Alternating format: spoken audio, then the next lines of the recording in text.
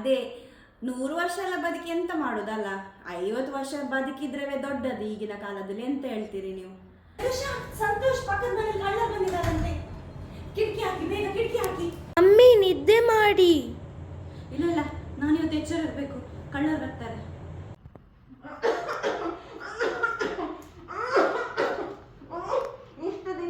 ಎಷ್ಟು ದಿನದಿಂದ ಕೆಮ್ಮ, ನನಗೇನಾದ್ರೂ ನ್ಯೂಮೋನಿಯಾ ಆಗಿದೆ.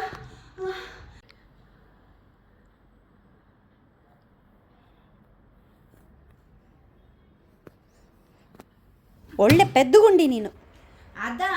ಅದಾಗುದಿಲ್ಲ. ಈ ತಲೆನೂ ಒಂದು ಗುಣವೇ ಆಗುದಿಲ್ಲ. ಅವರು ಕೊಡುವುದಿಲ್ಲ. ನಿನ್ನ ಹತ್ರ ಆಗುದಿಲ್ಲ. ಅದು ಸಿಗುದಿಲ್ಲ.